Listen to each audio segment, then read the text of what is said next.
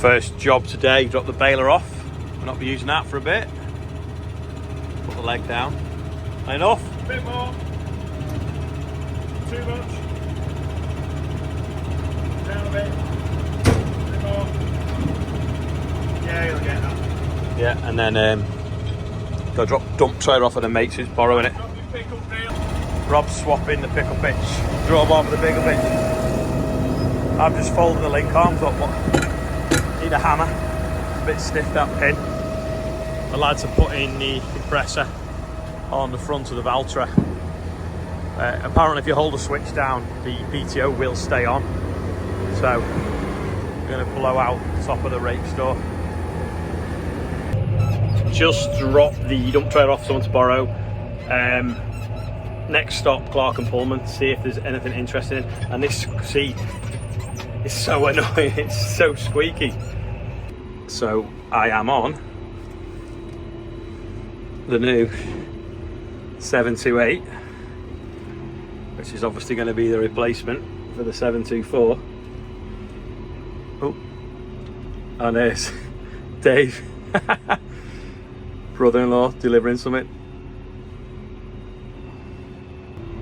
Some Cavernland ploughs. So I'm going to take it for a blast because it's supposed to do 65k, so we'll see how it does. It's a flying machine. Gets up there really quick, so smooth, and the lock is incredible. It just, in the main road, I just wanted to double back, so just put full lock on it, went right round. I'm going to park it here next to the 936 to see the difference. Not a lot of difference really. That's 360 horsepower though, that's 300. Height wise, pretty similar. Probably sat a little bit higher in that than you are in this. Width will be about the same. Back end's pretty similar. That's obviously going in grass. That one isn't.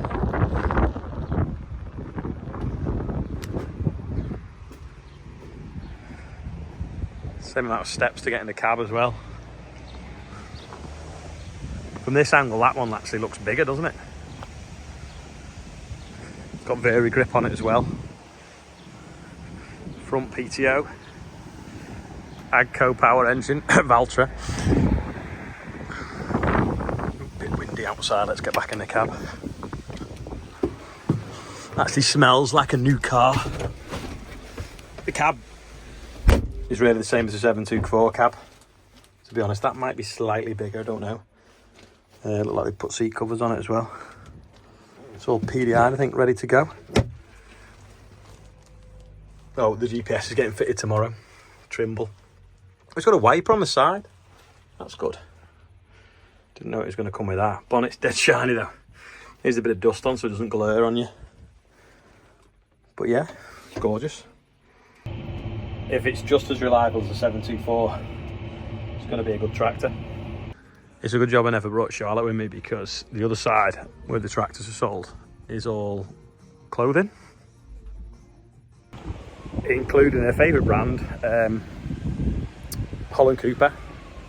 So they've got the tyre place, the tractor dealership, and then the country clothing, and it's next door to the auction at Garstang. While I've been out today, the lads have had that big compressor in here. Unfortunately, I didn't get a video because I wasn't here. But they've blown this shed out completely. Even the floor, it's got it really well. The only thing is, then they went into the wheat store and they've got dust then. Then they've blown the wall down in the wheat store. It's blown a little bit into here. Not a massive amount, but there's just obviously a layer of dust. So we'll just come back in probably with the leaf blower actually. Unless we use the big airline. Get this out and it's all ready then for spraying. Spraying down. There's a little ledge there as well still to do. Actually. But the stores are slowly now getting ready. It's one of them jobs that isn't very much fun. It can often be frustrating when you're trying to get it done before harvest. Because at least this year, with it being wet for 2 weeks, we've kind of got a bit of time to do it without feeling like we should be in the field harvesting. Yeah, this is the wheat store. This again, all been blown down. That's the OSR store behind where it blown through. Blowing all the ridges down. Kind of end up with a cloud in here and you can see when it's settled back down again, so probably want the floor then brushing and then maybe leaf blowing out afterwards. You see someone's caught the tins up there. But yeah, this one we normally store wheat in, so we got OSR store, this store, and then the other one round the back that we put barley in that needs cleaning out. Kind of doing them in reverse order nearly, but we're just working our way through the yard. This is obviously the big gun that they've been using.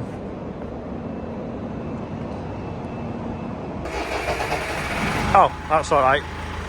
We thought the battery was flat on this, but it's... Leave it running for a bit.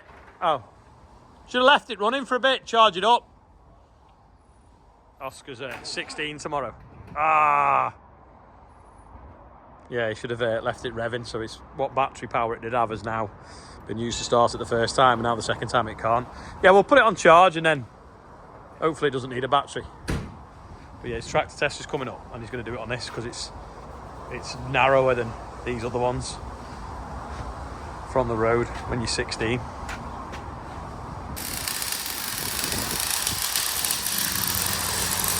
Yeah, that lovely noise of bacon frying. Morgan's making. Oh, you're not chopped up my extension fork, have you? It's all right. There's still another tin of bread that we need to get back from Cambridge. This is the. It's also got a name. The name? What's the name? Mullet Mullet's Spike. what? Mullet Spike. The Mullet Spike. Can you get a name outside? For making giant haystacks. Is that what you cut the brackets out of? No. Have they made the brackets? No. All right. We're going to plasma some brackets out for them. That's a fair chunk of steel, though, isn't it? If they don't, we might have to do it ourselves. But that's the framework that the brackets will go on. And then, where's the bit with the poles in? Oh. So, this is how. Over there. That'll fasten onto that and then hinge down. Hinge like that. That's the time bar. Yeah. Here. Yeah. Flip up like that. Yeah. Should end up 10 degrees. Maybe that way. Yeah. And the time will come up past here and that. And then we'll have a loop of chain on there or something. Just above here, yeah. To fasten it up, or a linchpin or something arrangement, a clasp. Are we not making that any higher? No. That is from tip to bottom. It's already taller than the other one. Is it? That is, well, by the time I was that on, it's definitely taller. That at the minute's 2.1. Really? Doesn't look it, does it? Yeah. Mmm. And what's it called? The mullet spike. The mullet spike. Look at that nameplate right there. Down there, the mullet spike. Serial number 0002. Now we'll make it 007. So it looks like you made loads. Yeah. That reminds me, we need some stickers for the side of the combine, number 5. Put 5 on one side and 4 on the other, so it looks like we've got 5 combines. I think Tom Rees did that in Wales, you know. Yeah. Put like number 3 on the side of it just for a laugh. When Morgan plasmed them out the other day, out of this beam, he forgot to tip them out the tube and then welded the end caps on. So how many's in there, do you think? 3. So there's 3 of them rattling around in there forever, unless we get a magnet and stick it to the back and let them stick to it. Oh. And we were on about a piece of rubber for the flat, weren't we? Yeah. It's not going to matter, is it? Oh, Joe's here and Amanda, and they've just brought this. Look at this.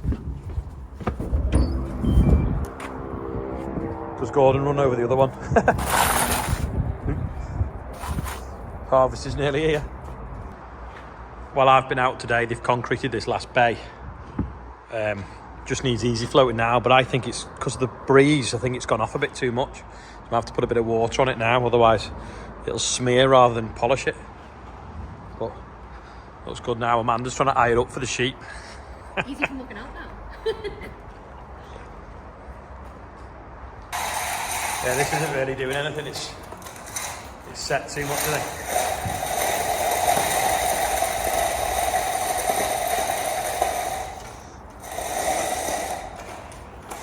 It's clever this though, you spin it one way, turn the handle one way, and it... Yeah. Just tripping over that. So that's flat now, and then if I twist this, like that, the gearbox in it changes the angle of the float to ramp it up to go forwards. Push it across, twist it, see the end then turns, adjusts it so it's sloping back now to come back across.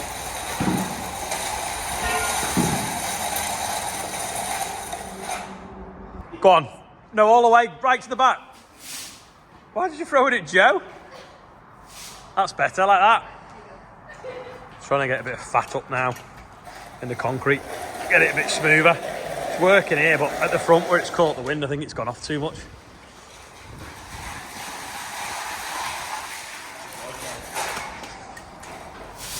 That's it.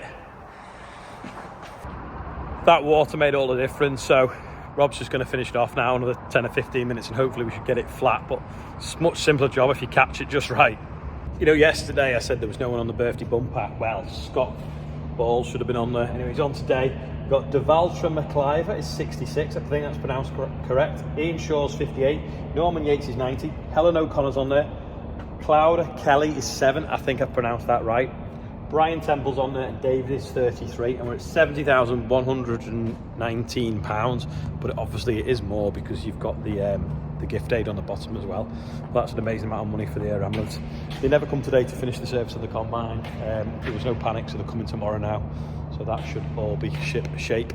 So that's all for today's video. Nice to see that tractor anyway, and have a drive it as well before it arrives, so hopefully that'll be with us very soon. But that's all for today. Thanks for watching, and I'll see you tomorrow.